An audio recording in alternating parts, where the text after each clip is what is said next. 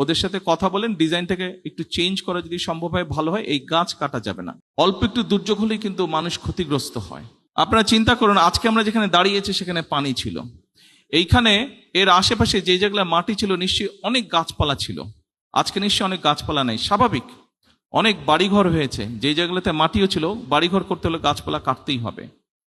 আমরা এখানে একটা ভিডিও দেখলাম, এই ভিডিওতে খুব সম্ভব একটা ছোট্ট সিন দেখিয়েছে, যেটা বোধহয় খুব সম্ভব কক্সবাজারের রোহিঙ্গারা যেখানে থাকে খুব সম্ভব সেই জায়গাটা দেখিয়েছে ভিডিওতে। আমার দেখে যতটুকু, আমি যাইনি, বা দেখে যতটুকু মনে হলো অন্য ছবি দেখে, রোহিঙ্গারা যেখানে আছে প্রায় 10 লক্ষেরও বেশি রোহিঙ্গা আছে ওখানে, 1.3 মিলিয়নের মতন, মানে প্রায় 13 লক্ষের কাছাকাছি রোহিঙ্গা আছে এত বড় এরিয়াতে। যতটুকু আমার মনে আছে, আমি লাস্ট গিয়েছিলাম খুব সম্ভব কক্সবাজার টেকনাফের দিকে আমি গিয়েছিলাম 2005-06 দিকে গিয়েছিলাম। তার আগে যখন গিয়েছিলাম তখন আমি দেখছিলাম যেই জায়গাগুলো গাছে ভরা ছিল সেই জায়গাগুলো স্বাভাবিকভাবে রোহিঙ্গাদের বাসস্থান তৈরি করা হয়েছে, অর্থাৎ হাজার হাজার গাছ কেটে ফেলা হয়েছে।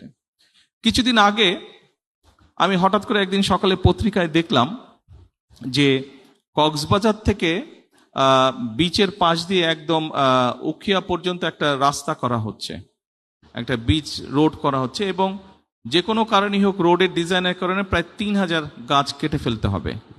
তো দেখার পরে আমি তারপরে এইটার দায়িত্বে যেই মন্ত্রী আছেন ওনাকে আমি ফোন করে নিউজটা আমি ওনাকে পাঠিয়ে আমি বললাম যে ওদের সাথে কথা বলেন, ডিজাইনটাকে একটু চেঞ্জ করা যদি সম্ভব হয় ভালো হয়, এই গাছ কাটা যাবে না। কি করবে না করবে সেটা তারা ডিসাইড করুক, ইঞ্জিনিয়াররা তারা ডিসাইড করুক, কিন্তু এই গাছ কাটা যাবে না।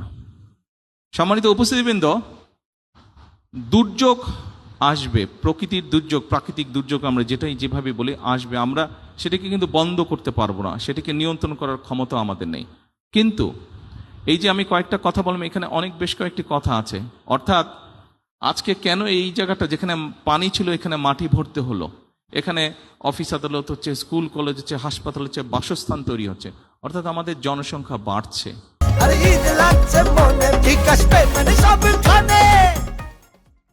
আমাদের জনসংখ্যা বাড়ছে, এই জনসংখ্যা একদিকে যেমন বাড়ছে তাদের বাসস্থানের প্রয়োজন, আরেকটা জিনিস খেয়াল করে দেখবেন খুবই জরুরি, সেটি হচ্ছে বাসস্থান তৈরির সাথে সাথে মানুষের স্কুল কলেজ সবকিছু তৈরি হওয়ার সাথে সাথে কিন্তু ফসলি জমির পরিমাণও করছে।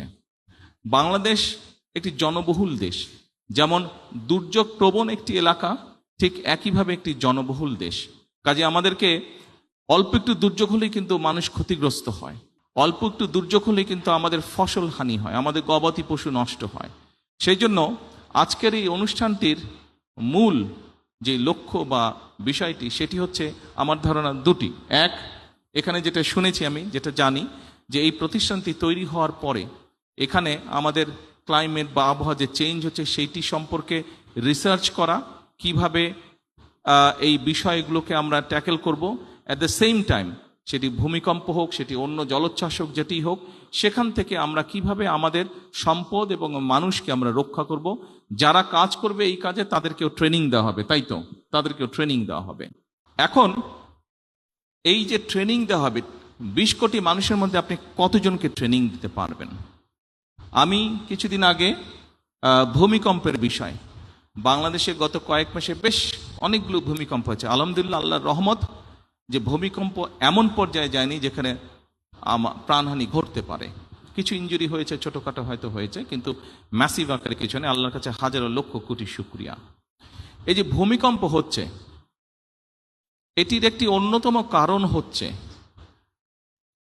গুলশান এলাকায়, ক্যান্টনমেন্ট এলাকায়, এই যে এলাকাটি, এখানে আমার পরিষ্কার মনে আছে ছোটবেলায় দেখেছি যে 50 ফিট গেলে, 50 ফিটও যাওয়া লাগতো না, 20-25 ফিট গেলেই বা 15 ফিট গেলেই পানি বের হতো। এখন আমি শুনেছি সেখানে প্রায় 600-700 ফিট নিচে যেতে হয় পানি পাবার জন্য। এবং এটি আপনারা এখানে অনেকেই আছেন হয়তো কম বেশি ডাইরেক্টলি না হলে ইনডাইরেক্টলি কৃষিকাজের সাথে জড়িত, আপনারা এই খবরটা আপনারা জানেন।